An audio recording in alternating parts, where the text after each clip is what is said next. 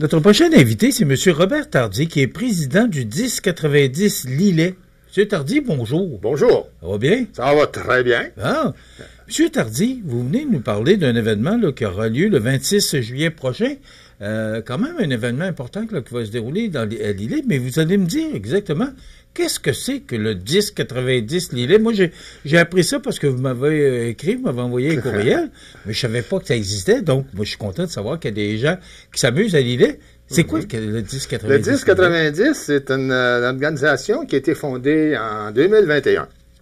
Et le but premier, on voulait regrouper les gens, les faire sortir de leur maison, qu'ils puissent venir fraterniser, s'amuser et socialiser. C'est le but premier. À Lillet, on fait de la pétanque, on fait des joueurs de cartes en automne et en hiver, et on fait de la vie active. Alors, notre groupe, dans le moment, a 118 membres. Quand même. Qu'on se partage là, toute la saison au complet. Et là, ce que je comprends, c'est pas juste des gens de l'âge d'or, là. Non. C'est des gens 10-90, ça veut dire de 10 ans à 90 ans. 10 ans à 90 ans. Puis après 90 ans, quand on me pose la question, je dis, ben coudonc, on les endure. On va y prendre quand même. On va y prendre quand même. Pourquoi avoir créé cet organisme-là, M. Tardy? C'est qu'on, vu que l'âge d'or de Lillet avait fermé ses livres, il ne restait plus rien pour les personnes âgées. Et il n'y avait plus rien à Lillet extérieur de municipalité pour regrouper ces gens-là, autant avec des jeunes, avec des personnes plus âgées. Alors, c'était le but premier. Et jusqu'à date, je pense que ça fonctionne. Mais pourquoi que l'âge d'or ne fonctionnait pas puis que votre organisme fonctionne? C'était du renouveau. C'était un changement de vision.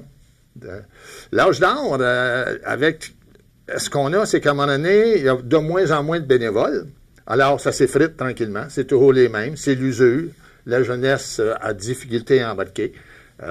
C'est difficile. Faire du bénévolat aujourd'hui, là, ça prend du courage, puis ça prend une bonne détermination.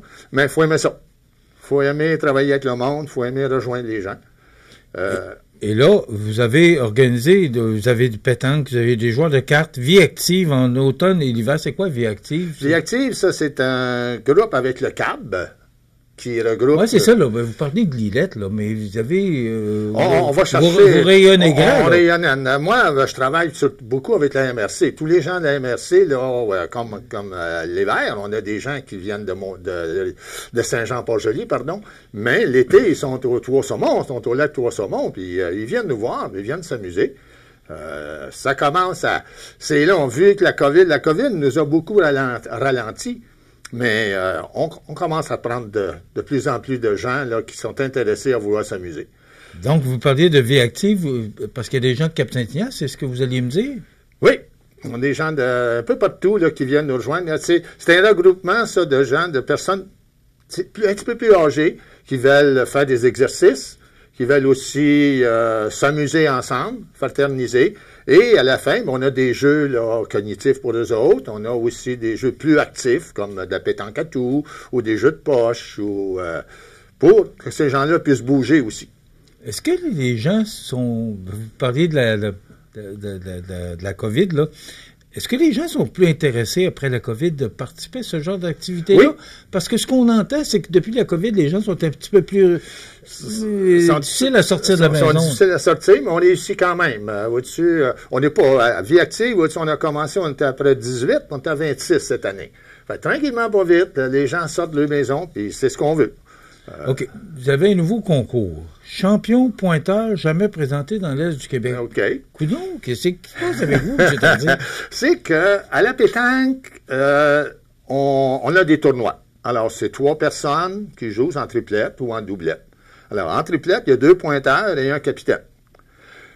Puis, dans tout cet exercice-là, quand une équipe gagne, mais on avait un mot, t'as dit bon capitaine, on oublie les pointeurs. Alors, on s'est dit, pourquoi faire revigorer ce groupe-là, ces gens-là, qui, bien des fois, ils passent inaperçus parce qu'ils sont 2 dans l'équipe.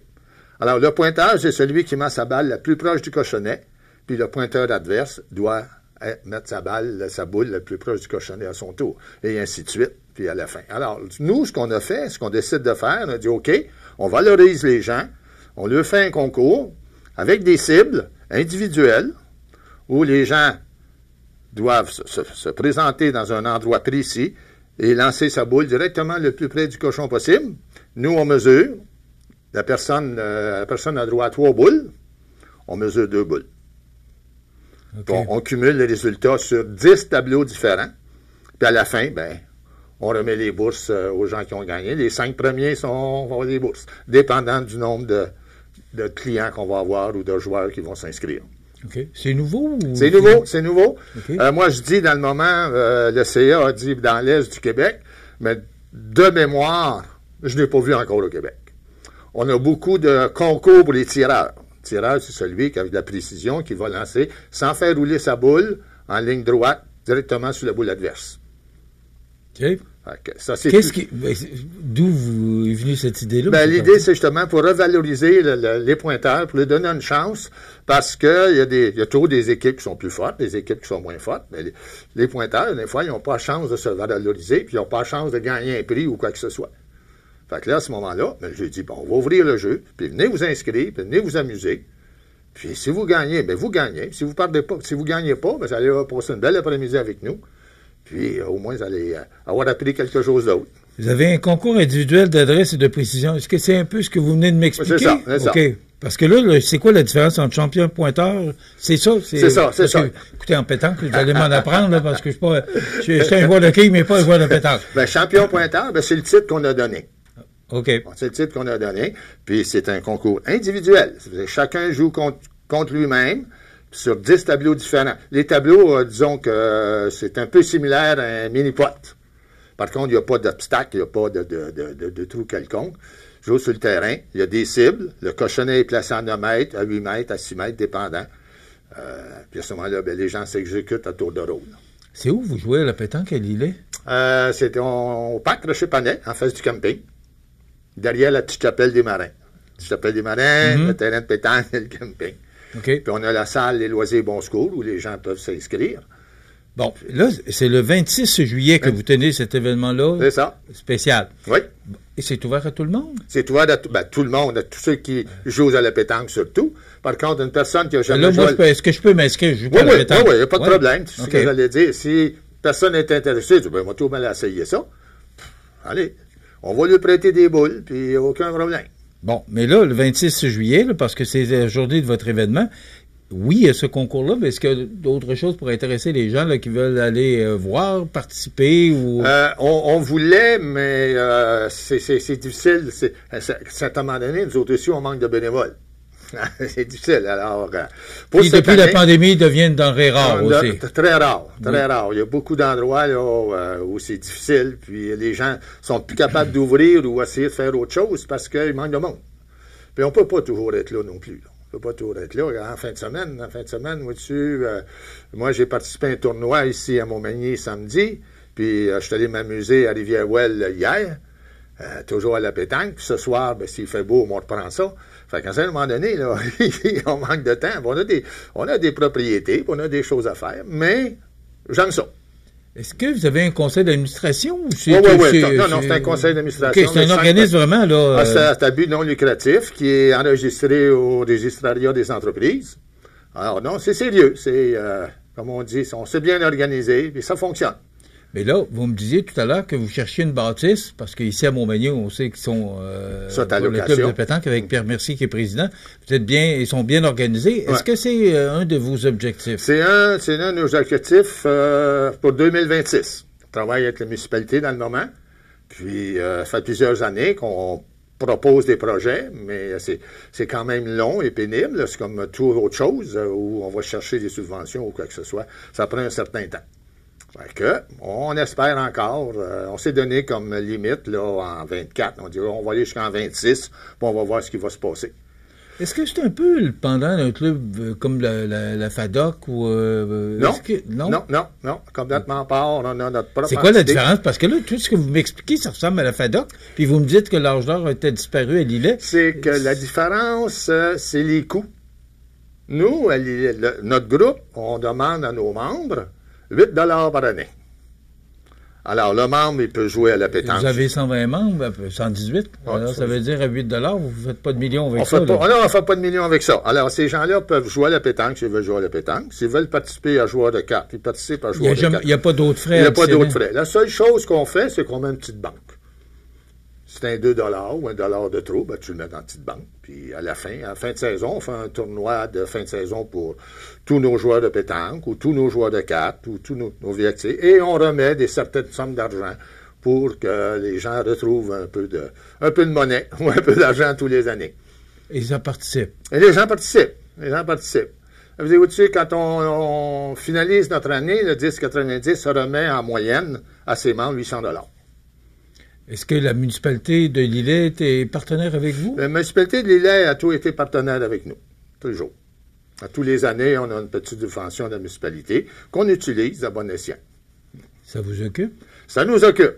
Oui, parce que vous êtes un joueur de pétanque. Parce que je suis un joueur de pétanque d'abord. Mais ça prend un joueur de pétanque pour être capable d'organiser un événement comme vous faites. Oui. Ça, c'est une idée. On va voir ce que ça va donner sa première année. Alors, c'est quand même assez difficile à implanter, mais on va voir le résultat. Et si les gens sont on voit que les gens sont intéressés puis ils aiment ça, ben, on va continuer. Quitte à grossir un peu, à rajouter d'autres jeux, comme on disait tantôt, parce qu'on a beaucoup d'idées, là, mais il faut avoir du monde, s'amuser. Est-ce que c'est un appel que vous lancez d'avoir des gens pour vous aider? Ben, s'il y a des bénévoles qui veulent nous aider le 26, ils peuvent nous rejoindre par téléphone ou par courriel. Notre téléphone est le 2, il faut que je m'en souvienne, 291-2071. Puis le 1090-gmail.com pour les courriels. On va répondre. Puis c'est certain, si on a du monde, on va les garder avec nous. Il nous reste 60 secondes. C'est quoi exactement? Rappelez-nous, le 26 juillet, qu'est-ce qui se passe? D'abord, c'est à quel endroit? C'est à Lillet, au parc de Chepanay à Lillet. Juste, on prend la route du quai, puis on tourne à gauche comme si on voulait aller au camping. À partir de là, ben, les terrains de pétanque sont là. La salle Bon Secours est complètement au fond, tout près des tennis. Alors, on peut s'inscrire en ligne dans le moment. On peut s'inscrire sur Facebook.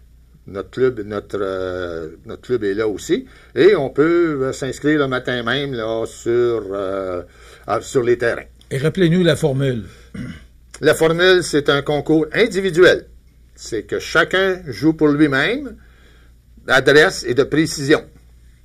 Alors, il faut que les gens soient précis parce que c'est le nombre de millimètres qui va différencier les gagnants des perdants. Bon, c'est la seule formule. Il n'y aura pas de joueurs de partie de pétanque au complet. Non, c'est vraiment cette compétition-là. C'est en après-midi, ça commence à 13h, puis on va s'amuser. Bon, c'est le 26 juillet, puis tenez-nous au courant des activités qui vont passer chez vous. Ça va nous faire plaisir d'en parler. Parfait. M. Robert Tardy, qui est président de 1090 Lillet, organisme à but non lucratif qui œuvre dans la MRC de Lillet. Merci, puis bravo pour ce que vous faites. Voilà. Merci, cher monsieur. OK, belle entrevue, M. Tardy. Bonne journée.